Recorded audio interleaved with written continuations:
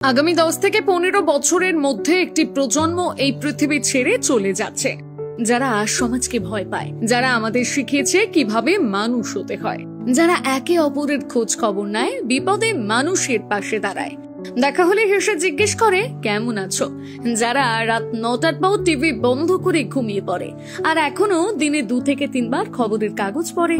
এইসব মানুষ আস্তে আস্তে নিঃশব্দে আমাদের ছেড়ে চলে যাচ্ছে, আর মাত্র কয়েকটা বছরের মধ্যে পৃথিবী থেকে চিরদিনের জন্য বিলুপ্ত হয়ে যাবে এই প্রজন্ম।